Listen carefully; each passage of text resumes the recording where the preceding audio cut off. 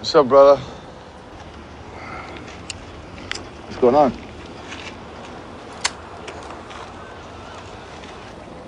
I need to tell you some things you're not going to want to hear. I need you to listen. Pleased to have with us in the studio Kevin Camps, the radioactive waste watchdog with Beyond Nuclear. BeyondNuclear.org is the website, and you can tweet him at Beyond Nuclear. Kevin, welcome back. Thank you, Tom. Great having you with us. You got to get within 3 inches of that mic there for us to hear you. 6 years after Fukushima began normalizing radiation exposure risks to the health of women and men and women, the evacuees are given few options but to return to contamination. There's a headline. What's the story? What's going on at Fukushima right now? Yeah, my coworker Cindy Folkers, who is our radiation and health hazard specialist, just wrote an article in Counterpunch that traced the word origin of the word radiophobia. And it turns out that it comes all the way from 1951 during the height of atmospheric weapons testing days. And it was written by a nuclear establishment type who was making good money in the nuclear establishment, had no credentials in psychology, and just dismissed everybody's concerns about radiation health damage, called it radiophobia. It's all in your head. It's your fault. It's your problem. So that was used quite extensively at Chernobyl. It's being used at Fukushima. And so what's going on at Fukushima is the pro-nuclear Japanese government is moving people back, forcing people to move back to contaminated areas under threat of losing their compensation. And the compensation is going to end about a year from now. So people are given the choice of being destitute elsewhere in Japan or moving back to their former homes, which are radioactively contaminated, and keeping compensation for another year at least. But mothers who are concerned about their children's health are being accused of radiophobia, that it's all in their head. But in fact, they have increased allowable radiation exposures 20-fold in these areas around Fukushima. Germany did the same thing with milk after Chernobyl. I was living in Germany, 86, 87, and they, it was, I think, 5 becquerels per liter, and then they took it up to 20, and then they took it to 50, and then they took it to 100, and just because the milk was getting more and more radioactive, and rather than dumping it, they just kept changing the standards, as I recall. Right. Well, correct me if I'm wrong. The Soviets were even worse. It came out 10 years after Chernobyl began in 1996 that the Soviet Politburo had ordered contaminated foods of various sorts, milk, meat, to be mixed in with the food supply of the entire Soviet Union and to dissipate or dilute the radioactivity.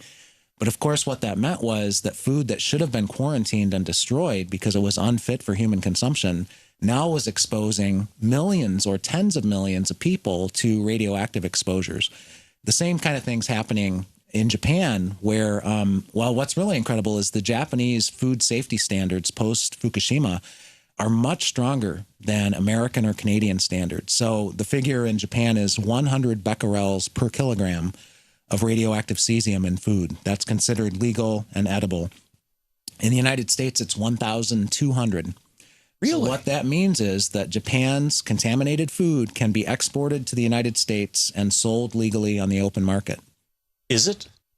You have to assume. There have been stories that have come out where food from Fukushima Prefecture itself was not marked as such, and it was supposed to be, showing up in various parts of Asia. And once that scandal was uncovered, certain countries have banned all imports from not just Fukushima, but from other neighboring prefectures. So there's been a real blowback against this deception that's going on, trying to keep it quiet, that food out of Fukushima is being sold. I had somebody call the other day about this who was saying, because Fukushima, the meltdown continues, the robots are dying, they can't get a handle on this. There's enormous amounts of radioactive water continuously, every day, every second, pouring into the Pacific Ocean. Concerned that fish that migrate from our side of the Pacific to the Japanese side of the Pacific, particularly presumably large fish like tuna, might be bringing cesium with them, and of course, the plume has already crossed the Pacific, or they might just be picking it up in the normal course of swimming around and breathing water and all that kind of stuff, running it through their gills, whatever the word is for fish. Mm-hmm.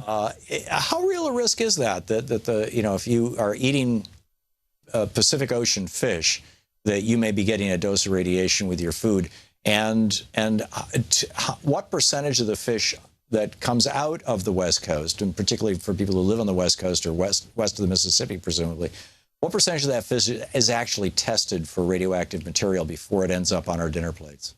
Actually, Pacific bluefin tuna was documented in August of 2011, so 5 months after Fukushima began, as measurably contaminated with radioactive cesium. It had grown as a juvenile stage on the northeastern coast of Japan there, near Fukushima, had swam across the ocean and carried the radioactivity in its own flesh over to the west coast of North America. So that was 5 months after Fukushima began. We're now 6 years. And that was 6 years ago. We're now 6 years beyond that. And so that plume you mentioned has contaminated, incredibly enough, the Pacific Ocean all the way from Japan to the west coast of North America, doubled in radioactivity content because of Fukushima, artificial radioactivity. It already had pollution from atom bomb testing galore in the Pacific and elsewhere in the Northern Hemisphere that went on for years and decades.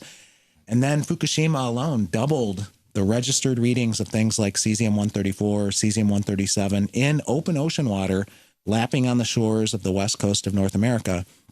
And the dynamic that you have to watch out for big time is bioaccumulation, bioconcentration, biomagnification, where fish species like bluefin tuna, other predatory fish species that are at the top of the food chain are going to have a concentrated dose of radioactivity.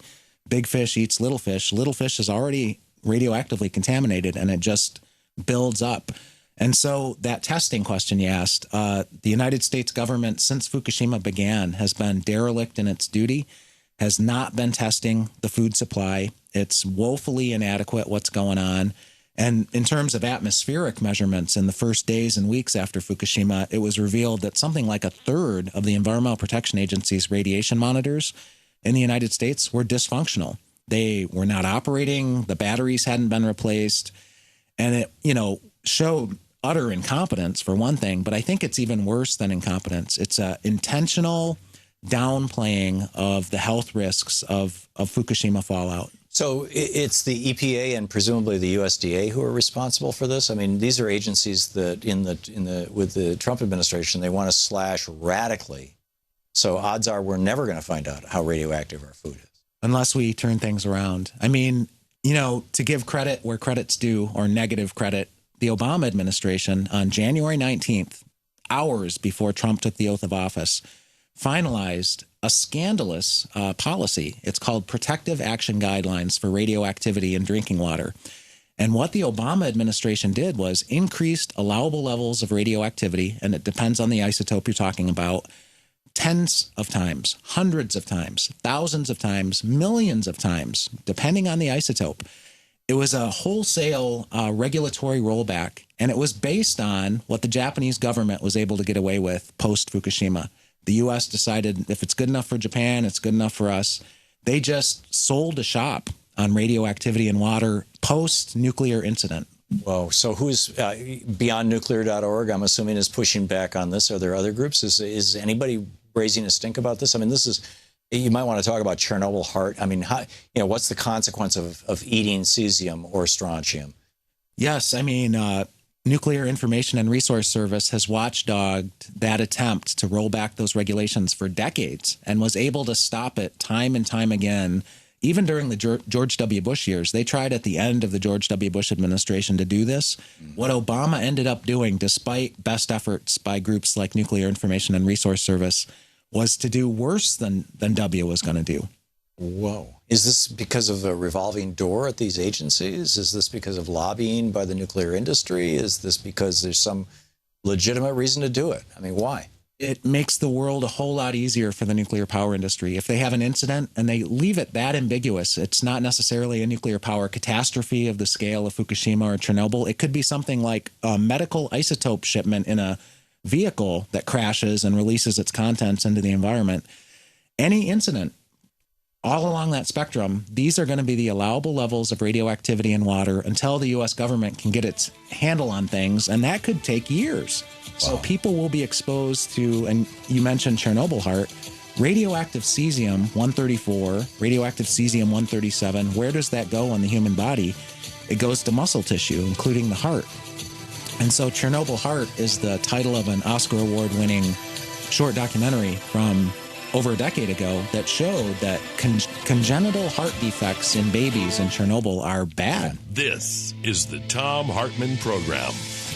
Kevin Camps, radioactive waste watchdog with Beyond Nuclear, beyondnuclear.org. Kevin, thank you for being with me. Thank you so much. We'll be right back. I need to tell you some things you're not going to want to hear. I need you to listen. Trust that what I want is the best thing for our club. Absolutely. That recommendation was a mayhem vote. Oh, Christ, Jack. That's just not going to happen. No. You need to hear me out. All right?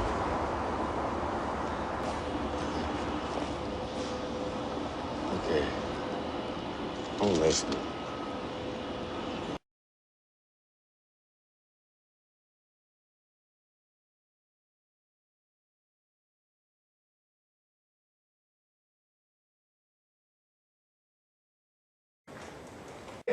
具体的にね、農業でね、どういう問題があるかのちょっと発言します。よく聞いてちょうだい。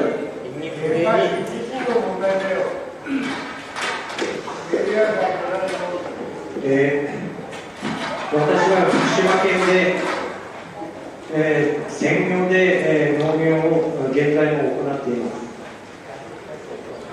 私の、住んでいる須賀川は昨年、玄米から100ベクレルを超える米が全国一番で100ベクレルを超えてしまいました。それで田んぼを、除染する結果になったんですけれども、私たちは農地の土壌が何ベクレルあるかもわからないで作業してるんですよ、毎日。空間線量じゃないんですよ。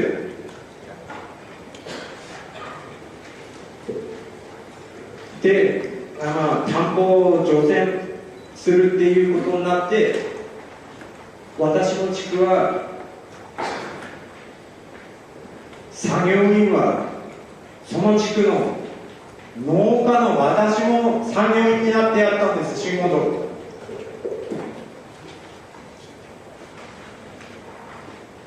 除染の除っていう意味が分かってます？深く耕してない。薄めてダメじゃねえの。取り除いてねえんだから放射能なんて下がるわけないでしょ。田んぼ除染しました。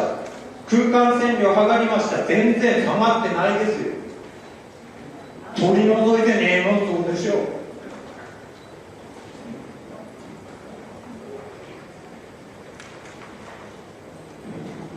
原発が爆発した当時と環境はもう2年経っても何にも変わってないんだから。農業資材だって汚染されてれば被覆資材などは使用してダメだっていう指示が出てます。それも農家が何ベクレルあるなんてわからないですよ。で、新しく買い直ししてどうしてくれん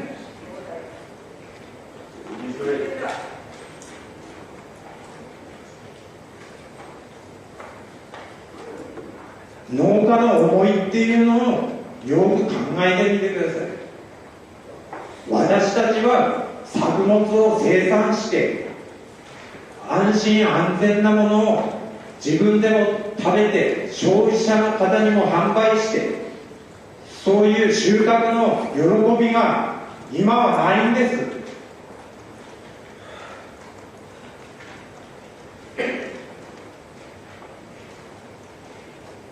価格が福島県のものは県外のものに比べたら本当に値段も安いですから、それを承知しながら作って損害賠償をもらって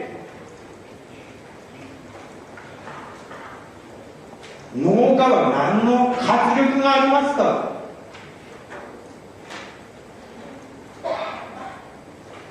あと一つ言っておくことがあるんですけれども、福島県は農作物は出荷の前に全部検査しないと出荷できません。今は100ベクレル以下っていうことになってますけれども、農家が生産している、私は分かりますよ、これが何ベクレルあるって。放射能要は100ベクレル以下だったら出荷できるわけですから、私は食べませんよ。買って食べる人は放射能メイド持って買って食ってるってどうなの？俺らは分かってんだよ。罪の意識になるの作ってなって。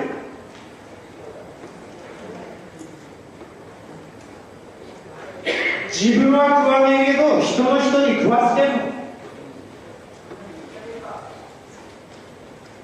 どう思いますか？ちょっと答えてください。じゃあ関連してちょっと待って、関連して今は深川地区のね農業の話をしました。もう一つ相馬の玉野地区というところの話をします。それを含めて答えて。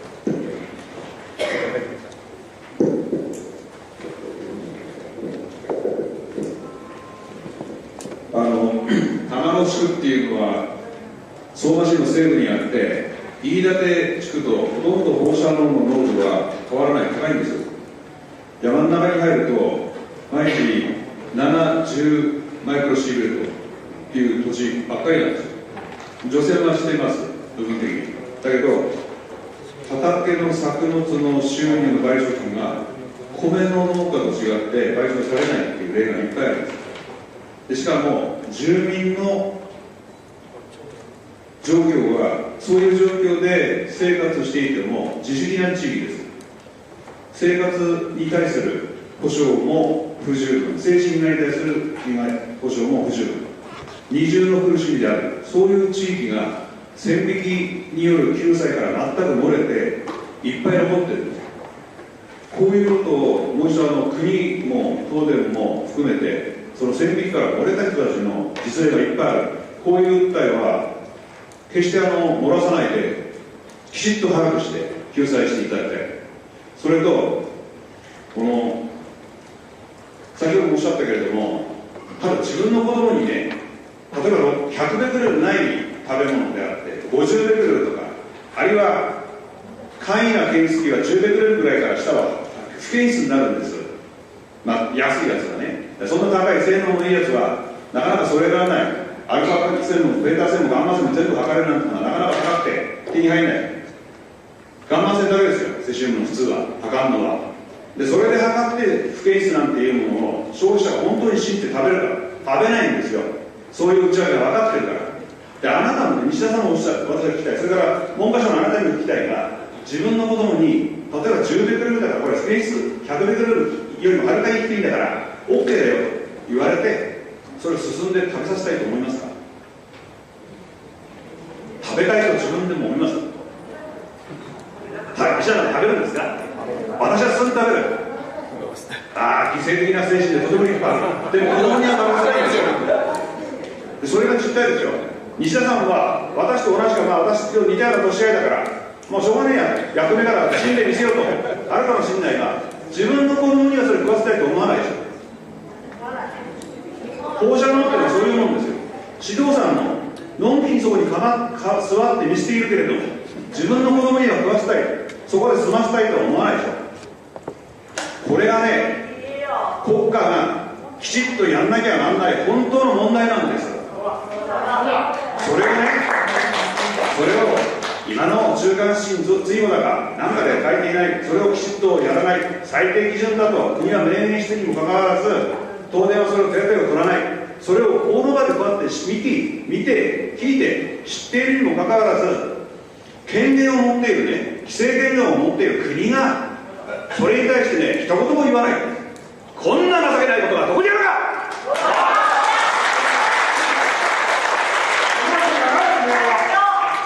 私はね、先ほど皆様の人格誇りということを申し上げた。私は同じ人間だから皆様のことはね、同じ思いで敬服をいたしますよ、人間として。だけどさっきの誤りの話にもあったけれども、人間としてあなた方ね、相当大きく自分の職業で自分の地位を守ることはそれは必要かもしれないが、やっちゃいけないところまで踏み込んでるんです。誇りはどこに行ったんだ。みんなのように食べさせたくない、素直にそういう思いはね、皆さん持ってると思いますよ。あなたもそうでしょ。小さな子供はまだ独身かもしれない。だからこれから子供を持ちますよ。その子供になるべく保護者の方から遠ざけたいと思うでしょ。それを、その自分の素直な思いを国政に反映させられない、そんな情けない国家公認がどうやるか。人の命を危険にさらすんだったら自分のその覚悟を持てよ。誇りだろ、それが人間の。もちろんご指摘通りでございます。なかなかその世間一般の受け取られる方としてですね、なかなかそうなっていないという実情でございますので、そうしたところはきちんと賠償で対応していくという形でございます。先ほど福島のものを、食べれるのかというのをご指摘いただきました。これは福島県の方では、例えば経産省の方にもですね、実はその福島県産の、お米の直売会みたいなのがですね、ございまして、そういったものについてもですね、私はこれ個人的な話でございますけれども、買ってですね、家の家族の者と一緒に食べたりしているところでございます。こういった形で福島県の農家の方々の風評がですね、少しでも回復すればですね、これはやはり、そうした形に持っていくべきというふうに思っておりますので、我々としては、そうしたやはり安全なものは安全、やはり本当に危険なものは危険なものとしてですね、きちんと対処していかなきゃいけませんが、安全なものは安全という形でですね、これは風評の解消に努めるということをですね、国としても努力してまいりたいと思います。これは単に賠償だけの問題ではなくて、農業政策の観点からですね、そうした風評の解消というのは、これまた農水省の方でございますけれども、彼らもまた努力しているところでございますので、やはり国としましては、何回も申し上げますけれども、そうした風評解消に向けた努力という形でですね、福島県の農家の皆さんの活動をですね、サポートしていきたいとなっております。はい、いいか、風評について、いいか、前にさせてもらって。風評っていうけどね、風評じゃないんですよ。いいですか、風評ってのは根も葉もないものなの。根にも葉にもあんの。わかる？物からってないからいいじゃないんだって。農家は農地汚染されて何千ベクレルってやつ私は測ってます。全部あるんです。それ持ってってくれよ。そう言うんだったら、風評被害って言うんだったら全部持ってってくれ。物からってないからいいんじゃないんだよ。わかるよね。いつも言ってるよね、藤尾さん。そういうことなんだよ。それで賠償されてるって言ってるでしょ。賠償されないのなんだって西田さんに何回か言ってるじゃないですか。されないんです。今も止まってるやついっぱいあるんです。リンゴの賠償出ないんです。福島市の農家で指導してますか。指導さんに指導してよ。ちゃんとやってよ。それ言ってんだけど全然進んでないでしょ。そういうのなの。